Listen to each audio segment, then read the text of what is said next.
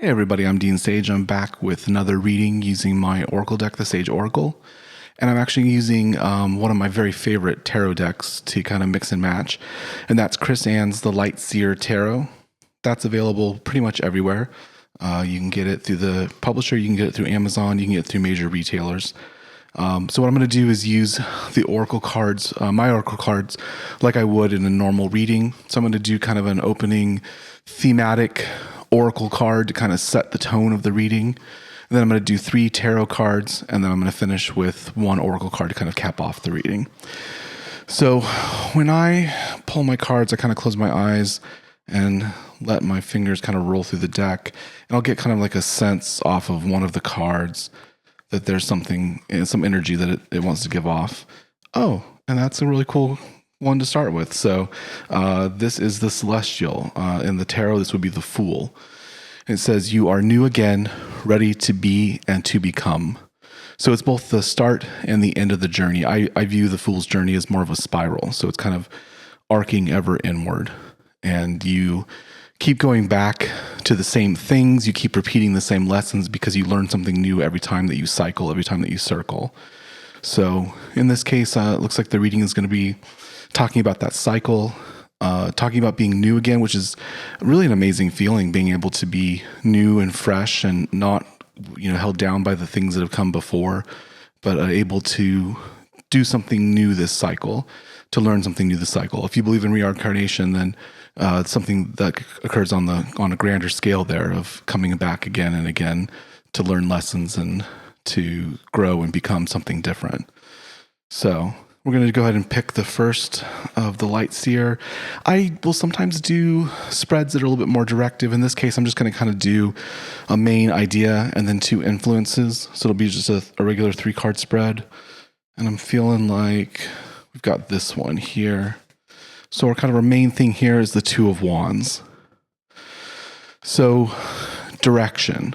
I love Chris Ann's artwork. You can see here the woman is sort of looking off into the distance, trying to find direction, trying to find something to help guide her, to lead her on her way. I'm going to go ahead and read a little bit of what Chris Ann writes about this card. She says, "This is about planning your future, making progress, activation, possibilities, the choice between the comfort zone and adventures." And she has a little kind of affirmation that goes with each of the cards. And their affirmation here is, "The world is filled with opportunities for adventure, and I welcome them into my life with planned action." So there's a couple things. So if we think about in terms of the celestial and the, ever recurring cycle, that there's new possibilities. There's old things that have happened, but there's new possibilities, things that are ready to happen now for us. And so you can welcome those. I like that word, welcome. You can welcome those. Being the celestial, being new again, you can welcome the new experiences, the new ideas, the new things that we're going to be experiencing and interacting with.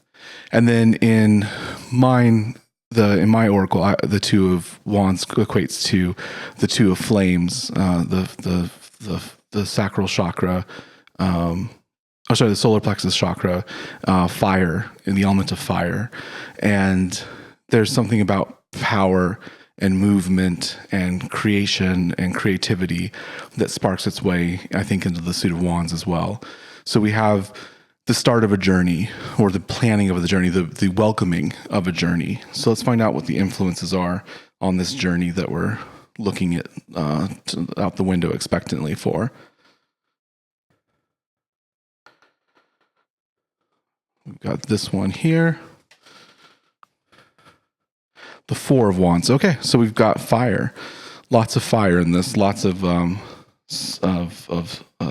solar plexus chakral energy. So down in that 3rd chakra, movement, motion is coming from here. So here the 4 of Wands really, represents a small achievement. And small not in terms of it doesn't have meaning, or its meaning is small, but small as in a step along the journey. It's not the complete journey. It's not the fulfillment of everything, but it is a moment. And there's a celebration you can kind of see here. We've got the dancing, the celebrating, the winds and wings of fate are kind of flowing through the women as they dance. Here's Christiane relates this to celebration, prosperity, an important event or milestone, gathering of souls, kindred, stability in home and relationships, sometimes signifies marriage. So, we've got that sort of influence here. So we've got a journey that we're looking forward to, and it looks like there's security and safety in that journey. There's an achievement. So maybe we're here at this milestone right now, looking for what happens next, looking for our next journey, our next adventure to come. Her affirmation here is, I am devoted to my connectedness, and I celebrate the wonder of loving bliss with my community. I like that. There's a real sense of community here. So even though we have sort of a solo looking for a journey happening with the Two of Wands, with the Four of Wands, we've definitely got a celebration and a community. You can see they've got the tent set up in the background. They're ready. They're able to celebrate. It's an important milestone. So even though there's something more to do, there's more journey to take, right? The celestial, there's ever cycling circles to take. It doesn't mean that you can't enjoy where you are now and use that enjoyment, use that community to prepare you and to gird you with that fire for your next steps, for the next part of your journey. All right, let's find out what else is influencing this card here. This one's feeling actually quite a lot of energy. And we have the Three of Cups, another idea of community. I like that. The Three of Cups here is the sharing. I always like this card because it makes me kind of think of a coven under the stars, being guided by their connection with the universe and also with each other. I really enjoy the imagery of that card. Christiane here says, friendship, abundance, cooperation, community, closeness with siblings, joy, communication, celebration, soul contracts. That's one of my favorite soul contracts. I like that a lot. I connect to this sacred siblinghood and into this expansive experience of witnessing through time. There's something very sacred, something very beautiful about this. So we've got forward-looking energy here with our sort of circumstance, but we've got two instances of stopping and waiting and working in community. So I think that this is definitely a message that as much as you have a path to walk that is yours, right? We have the celestial. It's an individual journey for all of us. In the end, it's just us and the journey. We also have the power of our relationships. So we've got a sacred siblinghood. We've got a community of celebration. And here we have water and fire, which don't always mix, but they do mix in this case where the well of emotions, the deep ocean that kind of resides within all of us is, a canvas upon which beacons of light can show our way. And for hundreds of miles, you can see these beacons. Then even on the dark ocean, you're not really lost. You can see the beacons of flame guiding you forward. So as you do look out, and in this case, she's looking toward the community, I think here she's leaving behind the celebration and the community, maybe embarking on something a little bit more personable, but her movement is toward a sacred community. So even though she might be leaving some part of her communities behind, there's a sisterhood or a siblinghood that she can join as she travels down that pathway. And again, in the terms of the celestial, it's something very, very spiritual and very sacred that she's embarking on. So she's going into a time of more inner reflection, more inner work, I think, and bringing that to a head in the idea of a sacred community. All right, we're going to go ahead and get our final card to kind of cap this off and see if we can get kind of a closing message that we can work with here. I think we've got one there. All right. We've got number 14, balance.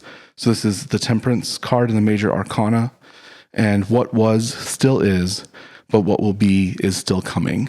So I think that's the perfect capstone for our little reading here today. We've got what was still happening, what will be is still coming, and right now we're right there in the middle. We're right there waiting and ready. So I hope you enjoyed this reading. As you can see, I like using the oracle cards to kind of help inform the tarot. And with my oracle cards, they are 1-to-1 for the tarot. So you'll sometimes see correlations where you can pull the same card twice, once in the oracle deck and once in the tarot deck. And also the suits and things can influence each other. So in this case, we didn't have any crossover of suits, but we could have pulled another waves card in my tarot or my oracle, and it would have been 1-to-1 with the cups suit. So you can kind of get those correspondences, which makes it kind of fun and interesting. Thank you guys so much for listening.